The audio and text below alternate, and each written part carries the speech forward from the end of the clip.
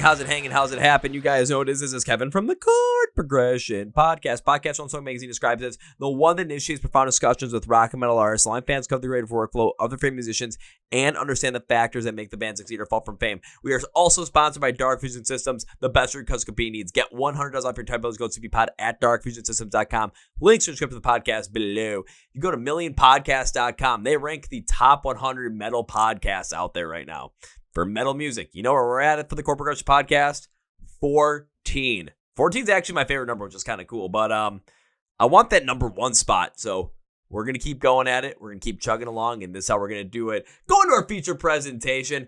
Modern metal with a whole bunch of groove and structurally sound. Ooh, you know you're going to want to check that out with a great album. And that's where this comes into play. We got Downswing on the podcast with Harrison, Chris, and Nick with us today. The brand new album, And Everything Was Dark, comes out on October 24th of the year 2025. Not only do we talk about how people have reacted to them live when they open with a song called Emptiness Remains, but why this album is so structurally sound, these songs that they are most excited for you to hear because of how they connect with people, with what's going on in the world, and just the power of music and how it connects with us, and why they are so thankful that they're able to do that for you, like the many artists that they love were able to do for them. You guys ready? Let's go! Yeah. Well, ladies and gentlemen, boys and girls, listeners of the Chord Progression Podcast. How does one describe this band that is with us here today? I honestly don't know, because their sound is rather wide-ranging, but I think if you say modern metal with a lot of groove behind it, it kind of really fits, especially if you listen to the brand new album, which we'll be talking about today, And Everything Was Dark, coming out on October 24th of this great year, 2025. There's going to be a lot of great stuff to come here with a great band, and I've listened to this album, and I'm like, I'm not sure if 11 songs was enough, but I'll take what I can get. So please welcome Harrison, Chris, and Nick from Downswing to the podcast. So gentlemen, welcome to the Chord Progression Podcast. Thank you for having us. Thanks for being on, guys. How has everything been going on your end in life, especially as we are so close to the release of the brand new album right now? Busy, hectic, all the above. Now, we just got off a tour. Now we're getting ready for the release of this album. We're getting ready for another tour that we're jumping into pretty soon. We all work day jobs, so we're back working our normal lives. So we're just really trying to keep up with everything that's going on right now. Yeah, dealing with the fun stuff first, Doing the fun stuff first of tour, album release tour, and then going back to your day jobs all the way in between. I'll be honest with you, that does not sound like the, most relaxing life or the easiest life, but I remember the great quote, if it was easy, then everybody would do it. Yes. Exactly. So just thinking about that specifically, of course, you guys just got off on tour, you're going to be going back on tour right now. I'm assuming you've played a number of these songs live already for people to hear, correct? We have played 2 of them so far, yes. Just 2 of them. Is it just the 2 singles that are out at this moment? I believe, if I'm correct on it, it's For What It's Worth and Too Little Too Late. We actually have not played Too Little Too Late yet. We've played For What It's Worth, and then we played another one. We actually opened the last set with Emptiness Remains, so that was a brand new one people got to hear. Ooh, alrighty. So with that brand new one, of course, Emptiness Remains, playing that as your opener, what was the reception like for that, for a song that people have only ever heard at that moment in time? I thought it was sick. It's fun to just open a set screaming at the crowd with no music. Yeah, people might have been a little confused for about 5 seconds, and then it was like, all right, breakdown. I know what's going on.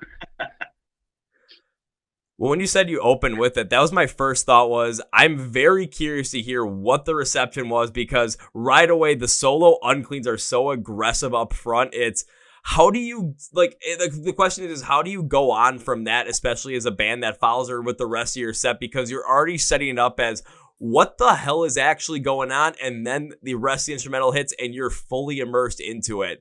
How does anyone really follow that? And not only that, but how do you guys follow up that kind of a start? I don't know, honestly. That is one of my favorite fucking songs to play. Sorry, Kurt. Oh, it's okay. Who gives a shit? All right. But for sure, playing that, opening with it on the last run, that is probably my favorite song to play on the set list now. I love it. Opening the set with it is always fun because, like Manny said, you never really know how they're going to react, especially on a tour with like He Is Legend where not a lot of people knew who we were. Mm-hmm. But it was always cool to just like what a way to start the set. Everyone's heads turning. Like, whoa, what just happened? You know, that was cool.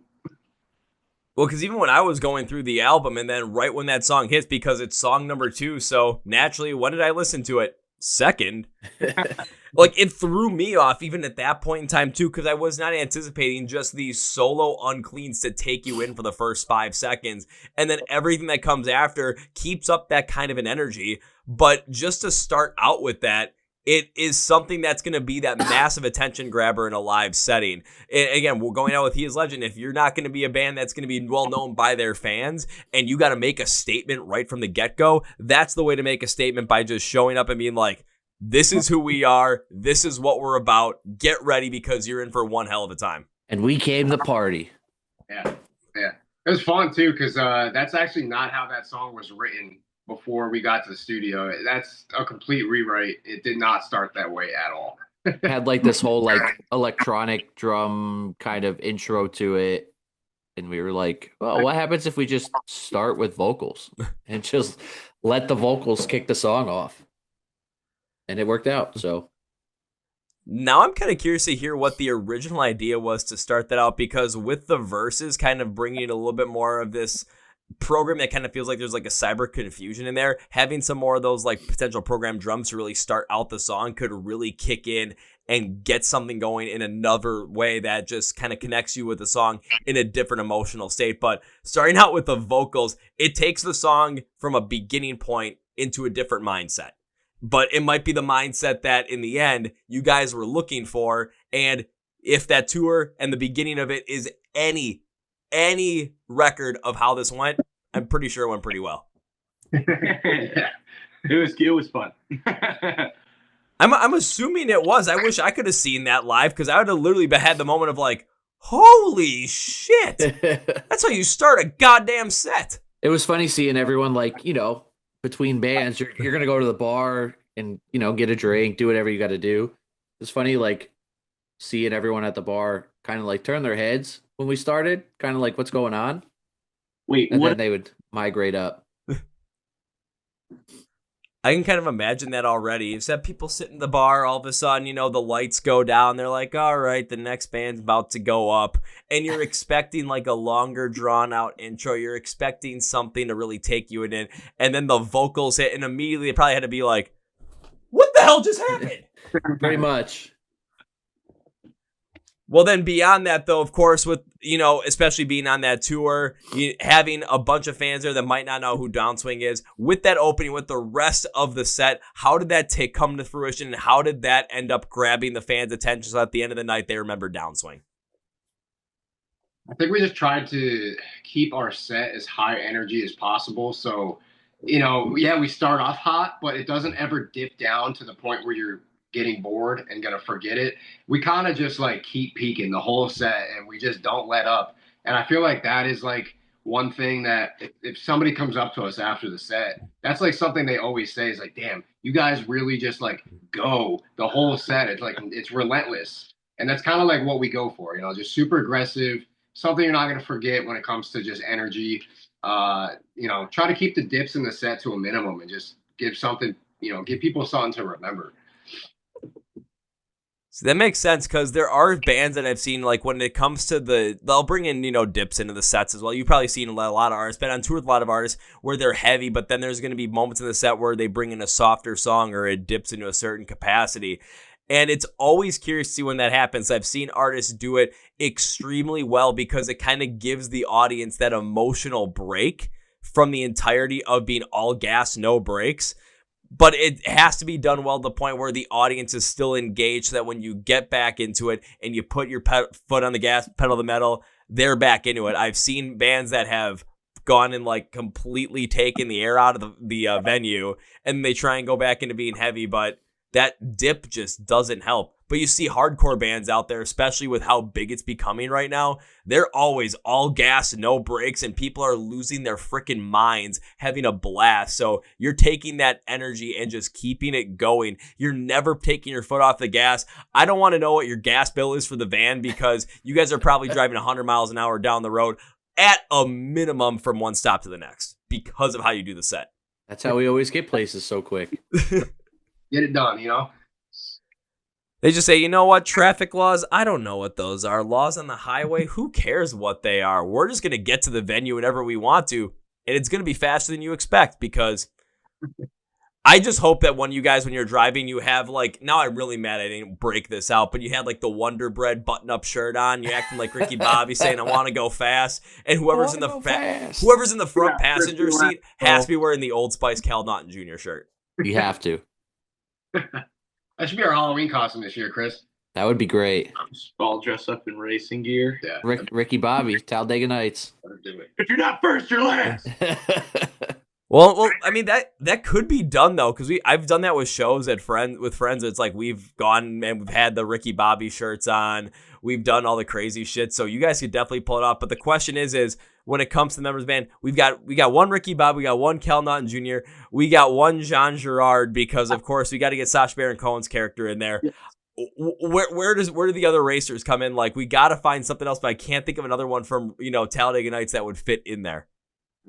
That was a tough one. Chris can just be Dale Earnhardt. He's got the mustache. This is true.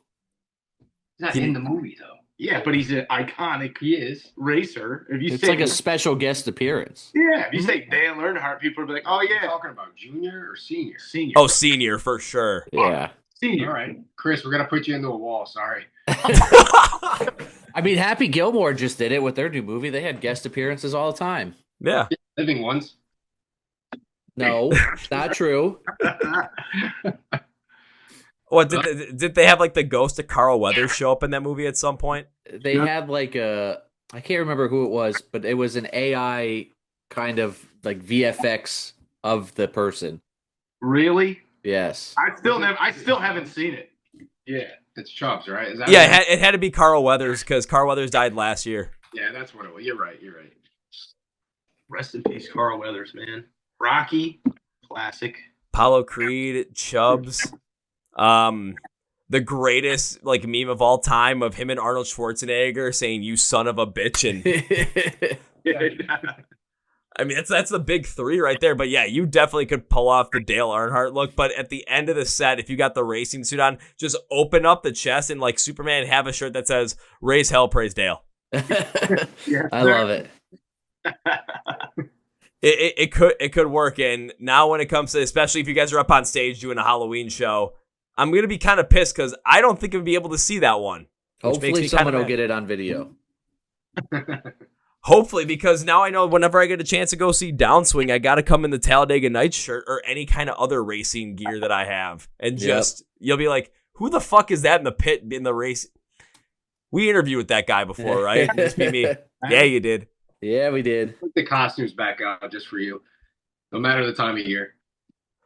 Well, hopefully it's like March or April where it's, you're not freezing trying to get to the venue, but you're not, sweating your balls off while playing up on stage. We're going to do that anyway. We always do. Well, not do an extra added on piece. Cause I remember because there's some shows I've seen up here in Wisconsin where it's just been like, okay, it's summertime already. Summer shouldn't be that bad up here. Yeah, but when it's 90 degrees outside, humid, and the venue doesn't have any AC, the pit opens up and you're pouring sweat after a song and a half. Yep. Yeah, that sounds right. We've definitely played some venues with no AC. Is there one story that stands out from the absolute craziest, hottest show you've ever played, or the sweatiest one you ever played? Say the same thing. Yeah. Chris actually wasn't on this tour. It was when we toured with Drugs, maybe 6 months ago. Yeah. I think it was in Dallas, Texas. Bro. It was probably 105 degrees that day. Middle of summer. It was a sold out show, and no air conditioning inside. It was super dangerous in my opinion. But I had to play. Me and Anthony, our guitar player, were also playing for Drugs at that time. So me and him did a double set. And in between those two sets, I basically had a heat stroke in a random bar that had air conditioning, and I had to go back and play another 45-minute set. And that was easily the hottest show I've ever played in my life. I mean, just loading your gear onto stage, you were already just full on dripping, and it was disgusting in every way. I was actually worried about you. Yeah, I was nervous for you.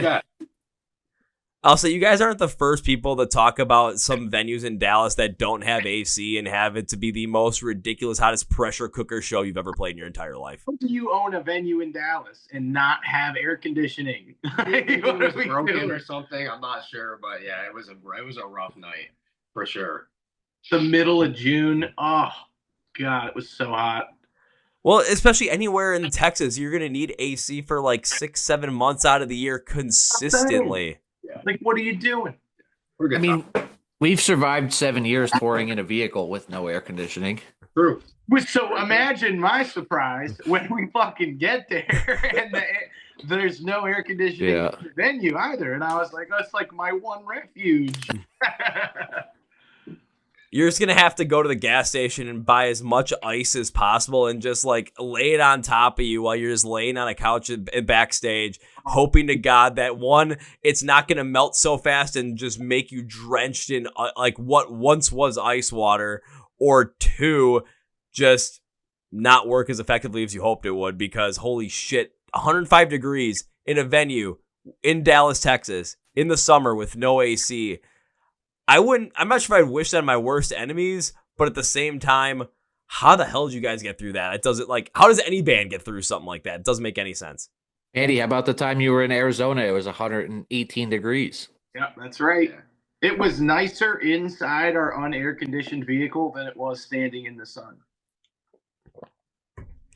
You guys are making me incredibly happy that I live in a place where the air hurts my face in the winter. Yeah.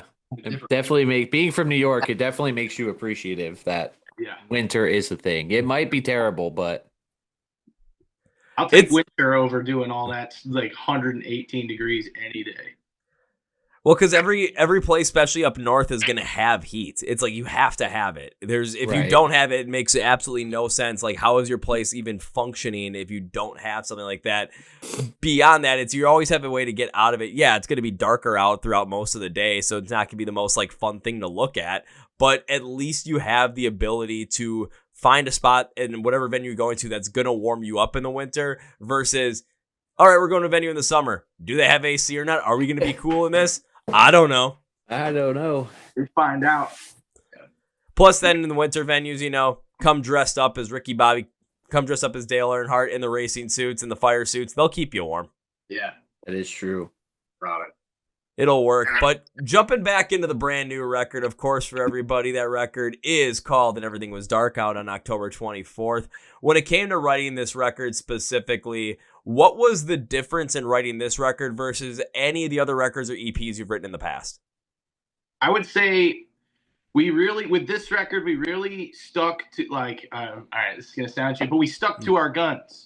You know what I mean? We wrote exactly what we wanted to write. We didn't feel like we needed to take any outside input and, hold that to heart. We really just wanted to write exactly what we wanted. Like, what do we think is going to be the best sound for our band moving forward? And I really don't think we swayed much from that. And it helps to have a producer like Jonathan Dolis, who has worked with us the last few releases, really kind of backing us and being like, hey, this is really good. Maybe rehash a couple parts here or here. But it was really cool to like go into the studio fully prepared. Almost every song was like essentially fully written. There weren't many changes we had to do. So I think that was a big thing we really tried to run with this record, was just sticking to, how we feel at our core and just writing the songs that we really enjoy, what we want, to hear, and, just sending it with that. So I think that's a big thing, especially with this record for us. Well, when any artist gets a chance to just stick to their guns and just do whatever they want to do on a record, typically that always comes out to be a lot stronger of a record than maybe some other ones. You guys are the creators. You guys are the artists. You guys are the ones that are making this sound, and it's coming out of you. If there's like a very specific piece that someone else has in mind, or a very specific thing that someone else is trying to try, don't get me wrong, creativity can come out of that, but when that ability to just do what you want flows, that's when you get magic to really come out. The one thing that really stood out to me about the songs on this record, though, was just by you guys sticking to your guns, you could see that the song structures that were used here, while they don't always stay consistent with what you'd expect, they do stay consistent in making sure that each part of the song from one spot to the next actually goes in congruency with each other for that sonic storytelling mode that you're trying to come up through in each and every one of these songs, using the ideas, using the different pacings, using the different ideas between clean and uncleans, using some different pieces of production as well, or of course, like Emptiness Remains, opening up with just aggressive unclean vocals right in your face. The structure behind what you guys did on this album makes so much sense sonically that when we're listening through it as listeners, we are enjoying the moment and going on that ride with you that you intended because you stuck to your guns and did what you wanted to do. Sure. That's awesome. Thank you for that. Had to put it out there because I'm like looking through this. What did I really like about this album? I'm looking at my sheet. I'm like, the structure was awesome in this. Yeah, we got to bring that up. And by you guys sticking to your guns, it's like you can see that not only on this record, but hopefully on subsequent records going forward, you continue to do that because it came out this way. And I want to see where it evolves. But of course, as time goes on, different ideas might come up, different influences might happen, but that's just the natural evolution of the band. But you guys know what to do with song structure as more ideas end up coming to the foray. Yeah, for sure. I think this is like the new standard for us. This is the new bar. For sure. If this is the new bar, then, I mean, shit. You guys got a lot of work to do on the next one to, raise that bar. We'll get there. We got it. Oh, I know you'll get there. Now, there's always one question when it comes to an album that I love asking, and it's just about to get people that might not necessarily know Downswing, but people who do know Downswing to get even more excited about the album. I could ask you guys what your favorite song is on the album, right? But why would I do that? That's like picking your favorite children. You guys created these. You took the time. I'm not going to force you to do that unless you really want me to, if you like that kind of thing. But I go about it a different way. At the time of release, For What It's Worth and Too Little Too Late are the two singles that are out. I know we talked about Emptiness Remains with the intro, but I will include it in this. So out of the songs that have yet to be released, so the 9 songs that have not been released yet, which is the song that each of you is most excited for people to hear on release day and why? Go ahead, Chris. Go ahead. Why do you gotta say it like that? I know the answers. Everything. That is true. Mine's probably gonna be Eternal. It's the last song on the record. It's a very dynamic song. I think it was probably one of the hardest songs for us to kind of wrap up in the studio as well, because not only is it the last song on the record, but we had to keep in mind, like, how do we bring this record to a close and make it feel like a collection of 11 songs. And then there's also like an emotional connection to that song too, at least for me. The song is pretty much based upon or about like where we would be in life if Downswing like just stopped being a band and we quit years ago.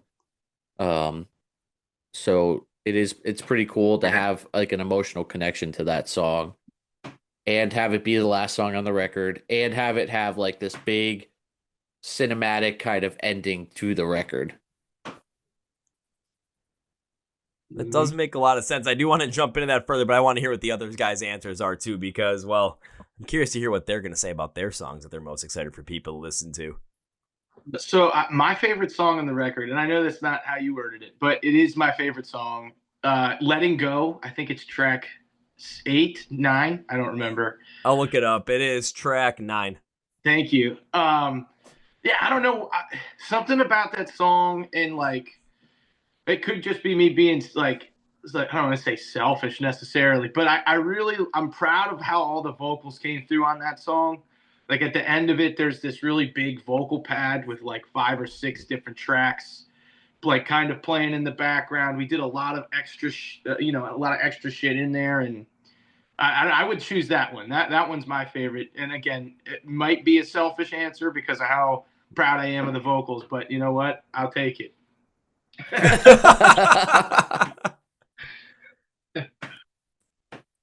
Let's see. If the question was what's your favorite or the most tied to, I would also say Eternal for a lot of the same reasons Chris did.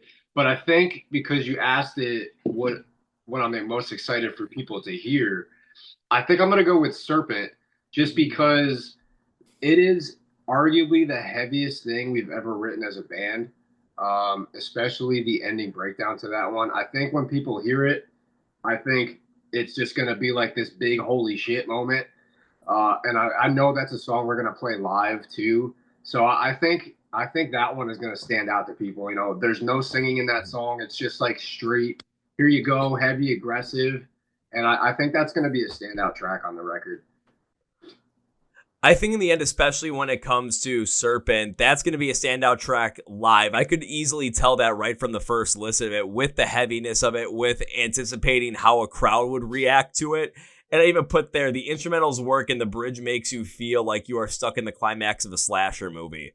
Like it connects to that kind of an intensity with the heaviness that is being brought on that part of the track. So as a live track and as a track that especially heavier fans are going to want to listen to, that's going to be like that beacon light, especially as I go through the album, is like, we're going to go through the album, but then we're always going to come back to Serpent for that exact same reason. Yeah. Which is nuts. But Eternal is, again, I heard two of you guys say that one in the end, and that one is the one that I kind of looked at as like, it does have a lot of the same consistencies that you would expect from Downswing, especially throughout the record. But there is a much different feel to it. There's a larger feel to it, given the fact that it is the longest song on the record by almost a minute and a half over the next one, which is nuts. But it does provide a completely different feel overall with how it's being presented. Like what you were saying, Chris, especially thinking about, you know, what would life be like if Downswing wasn't a band anymore. It does have that reflective nature to it really heavily, especially when I looked at sometimes with the vocals in the chorus, because I listen to those and I'm trying to think of like, where have I felt something like this before with like this? It feels like a reflective moment, but also reflective of like, you would be accepting of a change if that were the case. Right. Or if like if there's something going on and it's like, okay, I don't want to change, but I have to be accepting of it because this instance happened. The vocals reminded me a lot of like the rougher, clean vocals that Dave Stevens from We Came as Romans did back on the Dark Bloom album, because that was all about them trying to go through the passing to Kyle Pavone and really going through the grief of that whole entire time period, but have to accept that their friend is gone and they're, you know, living his legacy is living on through them. It fit with that overall feeling and how this song is being presented. The vocals with that tone had a very similar connection to that piece and really brought that out into the foray as the song went on. Thank you, man. That's awesome. I'm glad that like people can hear that.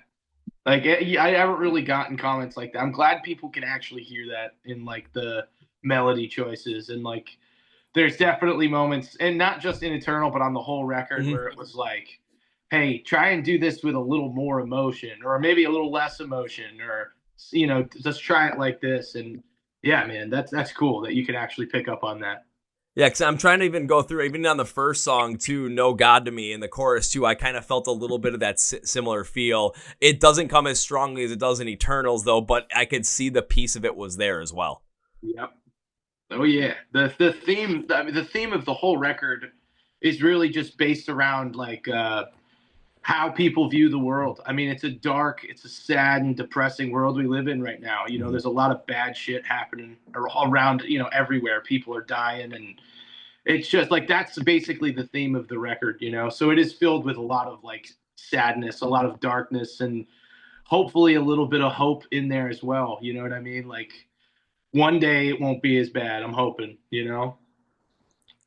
I think we're all hoping that one day it won't be as bad as where it is right now, just given the fact that you take a look online anytime and there's always going to be negativity. You turn on the TV, it's negative. And it's like you want to look back and reflect and think about the positive things. And, you know, we want to be accepting of the changes, but the changes in a positive way. We don't want to have to keep accepting these instances in whether it's, you know, your local government, national government, or just things that are going on around your community that keep dragging not only yourself, but everyone else around you down. Mm-hmm.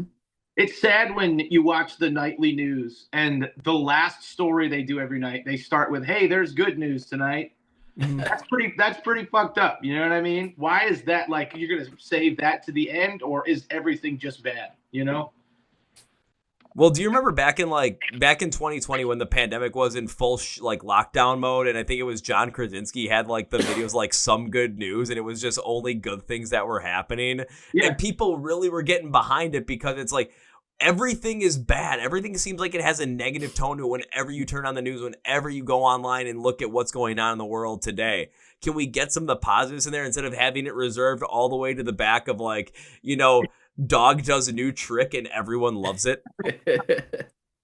Literally though, it's a wild world we live in, man. Wild world. It is wild, but the other thing that I also think about too is just thinking with where music can come into the play with this and where music can really help out with this. Yes, you guys are, reflecting on some things that aren't necessarily the best in the music right now with what's going on in the world, what's going on in life. There are a lot of artists that are doing that as well. But that kind of music is able to connect to us in a more positive way. We're able to listen to these songs, feel the pain you're feeling, understanding those stories, understanding those emotions, and going that emotional journey and understanding more about ourselves with it as well. It brings light to the darkest times, because how many times when we were going through things in life that weren't the best, did we turn to music and either there was a happier song that could get us just in a better mood when we needed it, or maybe a sadder song or a more emotional song that may have wrecked us in that moment, but helped us progress through whatever we were dealing with at that moment in time. Dude, every single time. Music is always that refuge for me. And I mean, I would assume maybe for the other guys too would be that same way, or maybe a little different. Yeah, I don't know. 100%. No, for sure. Like, I've always resorted to music, and it's cool to be able to now provide music to people who might have been in the same spots that I am in or was in, whenever. Yeah, I mean, we are just we're just four regular dudes. Like I said, we're back working our regular jobs right now and everything. It's just really cool that we have, we're lucky enough to have this outlet of this band, and it's cool to see, people that are able to also tie into the lyrics and kind of feel the same things that we're feeling, because it's no different for us than it is for anybody else that's listening. We all feel the same things.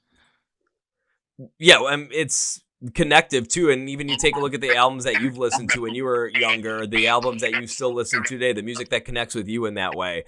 We still find inspiration in that, as you guys are the ones creating music. I'm just here talking about it, and I get to discover so many great artists that are making music and doing this because they love to do this and they have something to say. And by having something to say, we are experiencing it in a completely new way, in a completely better way than maybe we would have in the past.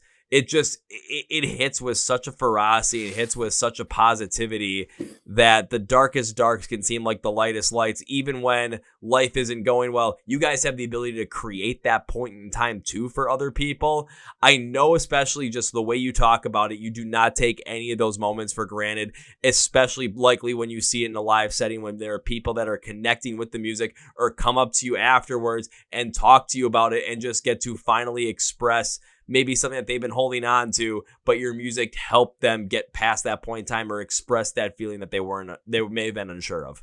That's probably like one of the most wholesome experiences of being in a band is, after we play a set or before or whatever in a live setting, when someone comes up to you and they're like, "Hey, like, your music has helped me a lot." Like, that's just so awesome to hear. It makes it worth it for sure. I'll say you guys aren't the only ones to say that. The amount of times you bring that up to artists and they say something very similar, it seems like a cliche at times, but it's the best cliche you could imagine, because everyone is connecting with people in a way that your creation is connecting with them, your art is connecting with them, and that message is having a positive impact on their lives, when without it, who knows what may have ended up transpiring. You may have, like when people say, your music saved me, that very well might be the honest to God's truth. Right. And, you never know what someone else is going through, and don't have to get into detail about people's lives, but just the little comment, it goes a long way for sure. Now, I'm just curious, has there been any moment in time like that has stood out the most to you throughout your time with Downswing? I don't know if there's a particular moment, so to say, but because like every moment like that is special. You can't, just put one moment on it. Yeah. I mean, there are moments that definitely like pop up in my brain. I remember we played. We played. I think it Do was. you remember? I think it was. Oh gosh, Philadelphia. I don't remember. I'm drawing a blank on where we were. But I had a woman come up to me that um, expressed how like one of our songs on one of our older EPs. I think it was "Kick Rocks." She said that it really helped her kind of get through a breakup, of a relationship that she'd been in for 5-6 years. And like, on tour, you're kind of just hanging with your boys, you know what I mean? You're having fun. And it really snapped me back into reality, like that our music can do that for people. Because we're like, Manny and Chris have already brought up, like, it happens to us as well. We go listen to some of our favorite bands, and it'll bring you back into like not necessarily positivity, but it helps to snap back into reality and like remember the reasons we all like came into doing music and started playing music and stuff like that. And that's one specifically that pops into my brain, because I was just chilling, having a good time, selling merch at the table. And when somebody comes up to me like that and is like completely serious, like almost on the verge of tears, like, "Hey, thank you. Like that song really helped me." That's a moment that sticks out in my head. That was really powerful. It's a powerful point in time too, where some of the most powerful music, some of the most heavy music, some of the most aggressive music can be that thing that helps people out in the most tremendous ways. Yes, you might not be expecting it, especially from the pop culture standpoint, where it's like the ballads are the ones that people always talk about, or maybe some of the songs that they connected with because they were dancing at the club with people. No. For the heavy music fans, sometimes those most brutal songs can be the ones that absolutely wreck us emotionally, but help us through some of the darkest times in life. Mm-hmm. Yeah. It's crazy because nobody sets out for that to be the goal when you're writing a song. It happens, and it's very cool. It's the I would say the unintended consequence of writing music, but it's the best unintended consequence of writing music. Absolutely. Agreed. Yeah. Well, not only that, but of course the album's coming out on October 24th of, again, 2025, which leaves us 2 months left in the entire year, but also a whole brand new year in 2026 to come. So going forward, what can we expect from Downswing? What can we expect from you guys? And when are we going to see the whole entire ensemble cast of Talladega Nights go up on stage and rip a great ass show? Well, to answer that question, hopefully we get to do a Halloween show, because that idea will never escape our brains now. That's something we've got to do. Hopefully we just, continue touring. I'm hoping to, be on the road for a good portion of 26. That would be a lot of fun. Maybe get to play a couple bigger shows, a couple big festivals would be totally incredible. That's for sure on my bucket list. But we're just gonna keep writing. Hopefully, we'll have some even more new music out. Maybe mid next year.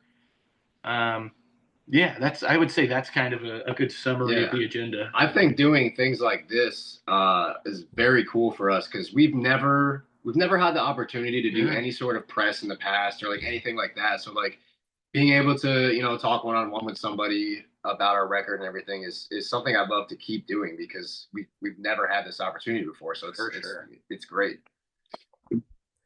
Well, selfishly, I would say keep doing that, because then it helps out people like me, bring you onto the podcast, like to be able to talk about more great new music, and I get to do things that I love too, just like this. So that makes a lot of sense. But I really hope you guys are able to get more on the road in 2026, if that's what the plan is, specifically on the festival circuit, though, because going to some of those festivals, that's where so many people, especially in the live setting, get to experience artists they never would have thought or never would have even considered, because, they're on the same time, they're on like this stage right after this one band I wanted to see, or I have a friend that I met at the festival that said you should go check out this band, and then fall absolutely in love with them. It's a hodgepodge of music fans that want to see great music, that want to hear great music and see a great live show, and it all is put into one place. So hopefully, I know that, they're starting to roll out the lineup for Sonic Temple, but you still got Welcome to Rockville. You still got Incarceration, Next Year's Large Life. As we're recording this right now, Aftershock 2025 is happening. 2026 is still there. There's plenty, as I haven't mentioned, Riot Fest, Rock Fest, Rocklahoma. Four Warped Chord Tour. Music Festival. Warped Tour. Yeah. There's so many that you could end up getting on. And the question just is going to be, which ones are they going to be? Hopefully all of them. If we, like I said, if we play Rockville, that's when the costumes are getting broken out. Oh, yeah. You have to. Daytona, we'll pull out the racing gear. If that happens, which I hope does happen, I'd say just be a little wary, because if they put the stage close to like turn 3, turn 4, and Chris is looking like Dale Earnhardt, that might not go over the best. That is very true. We might have to change the costume that day to something else race related, but Stewart, dude, Tony Stewart. yeah. Tony Stewart, you could, Jeff Gordon in disguise, like that one Pepsi commercial from like 2009 where he freaked out the one dude by driving a like Chevy Camaro or a Corvette for a test drive and just making the guy almost shit his pants. I know exactly what commercial you're talking about. Yeah. So again, but if you're playing at the show and all of a sudden it's like, yep, we're just in the infield, you very well might be able to pull it off, and people be like, raise hell, praise Dale, hell yeah, brother, hell yeah. And if that's the case, then well, I told myself I might not ever go back to Rockville again, because I don't do very well in the heat like I used to, and I still have sunburn scars on my shoulders from Rockville 3.5 years ago. Yeah, we camped out there, so when we were talking about no AC and only heat and humidity, plus all the random spots of rain where I had to stand outside and hold down like the canopy so it wouldn't blow away. Fun stuff. Florida is our guitarist's favorite place. He loves going to Florida. He loves the humidity. He loves the heat. It's his favorite. And he can't defend himself because he's not here. I was going to say, and yet you guys are like, found in the New York area. So it's like, what the hell are we talking about with heat and humidity? Does he just like opposite things? Does he live in an opposite land when it comes to weather? He lives in opposite lands. Mentally. Everything. Literally everything. It's always opposite day for him. Well, if he was, he'd probably love it today where I'm at right now. It's supposed to be, on average, highs of like the low 60s, upper 50s here in Wisconsin. Okay. Today, the high in Milwaukee is supposed to be like 85 degrees. It's October. Doing. It's going to be 80 here this weekend. It's too warm. I don't like it. Yeah, the weather that I got right now is going to be pushing right to you guys, like literally. And then all of a sudden, I think by the time like Tuesday or Wednesday hits, it's like, alrighty. Back to the 50s. It's like we are going to accelerate back to where we should be. Oh, yeah. So you guys will get to enjoy it. But I got one last question before we wrap this up. It is one of my favorite questions to ask because it allows us as music lovers to get into more new music and you as musicians to get to support more of the music that you love. I'm going to limit it to 3 total. So that means there's 3 here, 1 each, because otherwise if I said more, we could be here all day. But between the 3 of you, can you each name me a band or artist that you love that you would love to see more people get into right now? Big Ass Truck. Exactly. I recently discovered Big Ass Truck on this last tour. I obviously knew of them, but this last tour we were sitting in the RV and they just happened to come up on Spotify, and I thought it was the coolest thing ever. It was heavy, it was funny, it was great. So they're probably one of my new favorite bands right now. I would say it's funny, Chris. You always be bringing up new bands and playing that stuff in the RV. And if I was to choose one, I would say, and I'm sure they're popping right now, but that's Silly Goose. That band is incredibly talented, and I can't wait to see what they do when they finally hit their peak. They're going to be a good band. This is a tough one. There's a band that opened one of our shows in Detroit at the Sanctuary called Mafia Birdhouse. Super talented band. Every member of that band can play the shit out of their instrument. I would love to see them get some recognition. Super talented band, really good. I'm going to have to check out Mafia Birdhouse, though, because, of course, I know Big Ass Truck. I saw him at Larger Than Life, and I want to see him again because it's heavy, it's manic, it's hysterical. And, of course, everyone pretty much in the heavy music scene right now, if you haven't been under a rock for the past 5 years, you know the Goose. But Goose. I have to check out that other one now because I'm always interested Definitely in seeing check them out. They are incredibly talented. Incredibly talented. We're bringing incredibly talented people up to the foray and getting to know more about them like we did with you guys today. So I want to thank the three of you for joining the podcast today. I really appreciate it. We're going to close this episode out with three things. So first things first, when it comes to Downswing and the brand new album, Everything Was Dark, coming out on October 24th.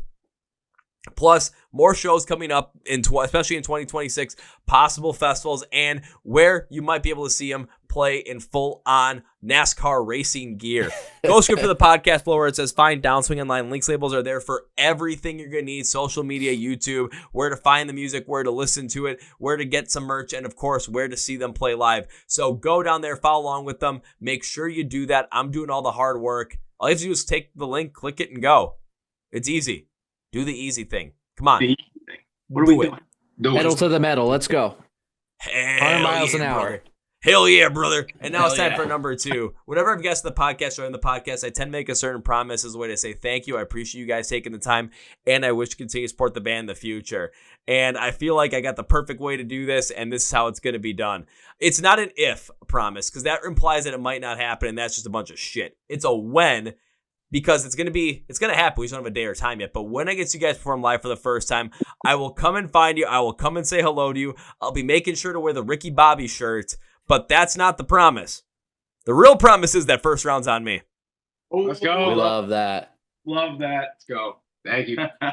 Hell yeah, we'll make it happen. So now it's time for number 3. I cannot end this episode by saying goodbye. That is way too final. I would love to bring you guys back on the podcast again in the future to do more of these because I'm not stopping. You're not stopping. Let's just keep this rolling. Plus, raise hell, praise Dale. Got to see you guys perform live and make good on that promise. So goodbye to final. This is, I'll see you later. Peace, man. Talk to you next time. Woo! I'm focusing on my interview with the guys in Downswing, and now it's time for Kevin's final thought. This is a fun one. I got to talk to them about some fun stuff like going up on stage and dressed in, full-on NASCAR gear like Talladega Nights, and of course throwing Dale Earnhardt in there as well. But the thing that stood out to me the most about this album was the fact that they tried a number of different ideas and that they were just sticking to their guns in terms of the idea behind where this album could go, what the meaning of it was, and just how they were going to present it. The big thing that I really connected with on it was just the fact that they did so much with that, but the structure behind these songs are slightly different at times, but it's so structurally sound and quality-wise. Each piece sounds like the next progression of the song that you would want. Even if you weren't sure if you want it, and you were going to get it. So songs like No God to me really stuck out to me. In a Daze was actually kind of cool, especially to really listen to. Serpent was just ridiculous. The ending of Letting Go is fantastic. And Eternal takes it in a completely different direction as well, while all still staying to the Downswing side of things. Could this band really take off? Yeah. Yeah, they could. So come along for the ride. Let's enjoy it. I want to thank the guys for coming to the podcast today. Please go stream the podcast. Links and for everything where you can find them online, where you can follow along with them and check out the brand new album and Everything Was Dark and go see him play live. Please also follow us in the Chord Progression Podcast. Link, subscribe to the podcast below, Facebook, Twitter, Instagram. Subscribe to us on YouTube, which is right down here. Hit that follow, subscribe button on Spotify, Apple Podcasts. Hit the like button on the episode to help push us in the algorithm. I know I'm going through semantics, but I want to thank you for taking the time and enjoying this episode. And that's going to be for me. Thank you very much for listening to the Chord Progression Podcast. My name is Kevin, and you guys know how I end every single voice. That's a big, healthy, and hearty. See ya!